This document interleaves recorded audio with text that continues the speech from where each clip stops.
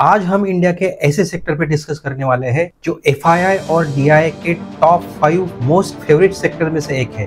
India का ये sector globally 3rd rank पे है by volume and 14th rank पे है बाय वैल्यू। इंडिया का ये सेक्टर कॉस्ट इफेक्टिव प्रोडक्ट्स के साथ साथ रोबस्ट मैन्युफैक्चरिंग बेस और स्ट्रॉन्ग R&D के लिए फेमस है। और इंडिया के इस सेक्टर ने अगर उनके ग्लोबल पार्टनर्स को सप्लाई कम कर दिया या तो बंद कर दिया तो बिलीव मी 200 से भी ज्यादा countries including US, UK, Japan and Australia में बहुत बड़ी प्रॉब्लम हो सकती है। And I am not exaggerating, ये सेक्टर ही ऐसा है। And yes, we are talking about the giant of all sectors, that is pharmaceutical sector in India. इस वीडियो में हम लोग इंडियन फार्मा सेक्टर के कुछ की पॉइंट्स डिस्कस करेंगे, जैसे market value of Indian pharma sector, growth potential, success story of this sector, key strengths and investment opportunity in this sector. सबको मेरा प्रणाम और प्रॉफिटिंग विद नरेश में आपका स्वागत है। हेल्थ केयर सेक्टर का अवेयरनेस बढ़ने से, इंडियन फार्मा सेक्टर्स के प्रोडक्ट का एक्सपोर्ट बढ़ने से, नए जितने भी इंटरनेशनल मार्केट्स है ये ओपन होने की वजह से और एजिंग पॉपुलेशन की वजह से हमारा जो इंडियन फार्मा सेक्टर है ये रैपिडली ग्रो कर रहा है। और इंडियन जेनरिक मेडिसिन की जो एक्सपर्टीज है और स्ट्रॉन्ग R&D है, ये दो फैक्टर्स भी इंडियन फार्मा सेक्टर के ग्रोथ को सिग्निफिकेंटली कंट्रीब्यूट कर रहा है। Let's check the market size of Indian pharma sector. Indian pharma sector की current market value as of now 58 billion US$ की है। यही 5 साल में बढ़ के 120 to 130 बिलियन US$ तक जा सकती है। एंड बाय द ईयर 2047 यही market value 400 to 450 billion US$ तक जा सकती है, अगर करंट CAGR ग्रोथ 9.4 का कंसिस्टेंटली बना रहता है। India's drugs and pharmaceuticals export stood at 27.82 billion US$ in last financial year, which has increased by 7.4% compared to last financial year. Recently हम लोग काफी सारे न्यूज पढ़ रहे हैं regarding US government tariff. Recently Trump government ने ये announce किया है कि इंडिया के कुछ सर्टेन प्रोडक्ट्स पे टैरिफ बढ़ा दिए जाएंगे 20 to 25%, और इंडियन फार्मास्यूटिकल प्रोडक्ट्स पे ये 25% से भी ज्यादा बढ़ सकते हैं। But let me tell you the fact, Indian pharmaceutical products की जो कॉस्ट इफेक्टिवनेस है ये बड़ी से बड़ी यूरोपियन फार्मास्यूटिकल कंपनीज भी कम्पीट नहीं कर सकती। इंडियन डोमेस्टिक सेक्टर में 3000 से भी ज्यादा ड्रग्स कंपनी है और 10,000 के आसपास कस्टम मैन्युफैक्चरिंग यूनिट्स है। Talking about India's generic medicine business, India is the world's largest provider of generic medicine with 20% global supply share by volume. India produces 60,000 generic brands और वर्ल्ड के top 20 generic drugs manufacturing company में से 8 Indian companies है। India का 55% जो export होता है pharma products का, ये कंट्रीब्यूट करता है रेगुलेटेड मार्केट्स को। And India supplies 40% of the US generic drug markets and 25% of all medicine in UK market. Additionally, India is the world's leading vaccine exporter, supplying more than 65 to 70% of world's health organization's total vaccine requirements, particularly for DPT, PCG and measles. And presently 80% of the antiretroviral drugs which is used to combat AIDS are supplied by the Indian pharmaceutical industries. So no doubt India is rightfully known as the pharmacy of the world due to low cost and quality medicine.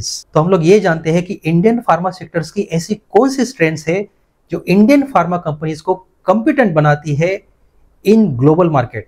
Indian pharma sector की सबसे बड़ी strength है robust manufacturing base. India proudly boast a vast network of more than 10,500 manufacturing units and around 3,000 pharmaceutical companies, enabling a diverse range of products. Second strength है cost advantage. Indian pharmaceuticals की जो production cost है compare to global companies is very low, and that is enabling Indian drugs manufacturing affordable without compromising on quality. Third strength है global compliance. A significant number of Indian pharma companies comply with international regulatory standards including US FDA, and India has more than 650 US FDA approved companies which are manufacturing in India. Fourth strength है strong R&D capabilities. Increasing investment in research and development has led to innovations in drug development, particularly in generics and biosimilars. और इन चारों strength के साथ साथ Indian government का भी Indian pharma sector को strong support है और इस यूनियन बजट में भी हेल्थ केयर सेक्टर का जो बजट बढ़ा है फार्मा सेक्टर में भी वो भी काफ़ी सिग्निफिकेंटली बढ़ा है। रिसेंट डेवलपमेंट की अगर हम लोग बात करें इंडियन फार्मा सेक्टर में, तो as of June 2024 the department of promotion of industry and internal trade has recognized a total of 1,40,803 entities as startups. इसमें 2,127 जो स्टार्टअप्स है ये फार्मा सेक्टर में हुई है। In March 2024 ministry of chemicals and fertilizers inaugurated 27 greenfield bulk drug park projects and 13 greenfield manufacturing plants for medical devices. And according to data from Global Data, in the Indian pharmaceutical sector during Q3 of 2024, there were 31 mergers and acquisition deals announced with total value of 2.3 billion, with the largest disclosed deal being the 1.6 billion US dollar acquisition of Bharat Serums and Vaccines by Mankind Pharma. We have already seen the bright future of Indian pharmaceutical industry, लेकिन हम अब ये देखते हैं कि इस sector में investment opportunity कौन कौन सी है। हम निफ्टी फार्मा के चार्ट का एनालिसिस तो करेंगे ही, लेकिन उसके पहले ये समझते हैं कि इंडियन फार्मा सेक्टर में इन्वेस्ट करने से पहले आपने वो कौन कौन से इंपॉर्टेंट फैक्टर्स कंसीडर करने चाहिए। इसमें से सबसे इंपॉर्टेंट फैक्टर है FII holdings in Indian pharma companies. Before making any investment in any Indian pharma company, आपने ये जरूर चेक करना चाहिए कि FII और DI की करंट होल्डिंग्स क्या है, उसकी वैल्यू क्या है, and over the period of time FII और DI की जो ये होल्डिंग है ये कैसे चेंज हो रही है। ये सब चेक करने के लिए आप इक्विटी मास्टर या screener.in के वेबसाइट पे जा सकते हो।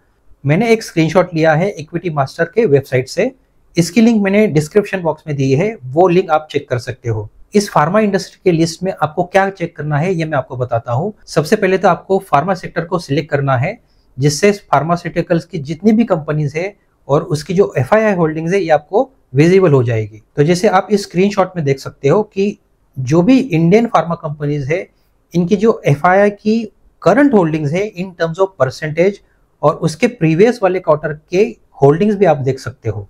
तो सबसे पहले आपको इक्विटी मास्टर के लिंक पे क्लिक करना है।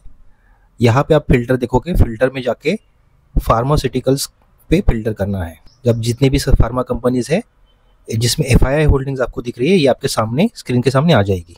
तो अगर यहाँ पे आप देखोगे तो FII होल्डिंग्स लेटेस्ट क्वार्टर की दी हुई है और प्रीवियस क्वार्टर की दी हुई है इन टर्म्स ऑफ परसेंटेज, और यहाँ पे percentage change in FII holdings आपको दिख रही है। तो जैसे फॉर एग्जाम्पल मैं अगर टोरेंट फार्मा का एग्जाम्पल लूँ तो FII होल्डिंग जो प्रीवियस क्वार्टर की थी ये थी 14.5%, जो लेटेस्ट क्वार्टर में 16.2% की है।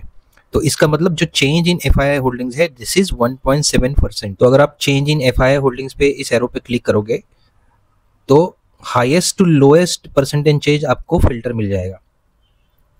तो जैसे साई लाइफ साइंसेज से सबसे हाईएस्ट परसेंटेज चेंज हुआ है, मतलब ये बड़ा हुआ है। जैसे मैंने अभी टोरेंट फार्मा का एग्जांपल लिया था, ये 1.7% से FII होल्डिंग बड़ी है। तो आपको जितना ज़्यादा परसेंटेज दिखे वो आपको कंसीडर करना है for investment. But remember this is just one criteria. आगे जाके हम लोग और भी जो फैक्टर्स है वो कंसीडर करेंगे to filter out the top pharma companies. यही डेटा आप screener.in के वेबसाइट पे भी चेक कर सकते हो। जैसे आप किसी फार्मा कंपनी के नाम से सर्च करोगे, फॉर एग्जांपल मैंने सन फार्मा के नाम से सर्च किया, तो कंपनी का जितना डेटा है ये आपके सामने आएगा। यहाँ पे आपको इन्वेस्टर्स के टैब पे क्लिक करना है, तो आपके सामने FII और DII के परसेंटेज होल्डिंग का डेटा सामने आएगा।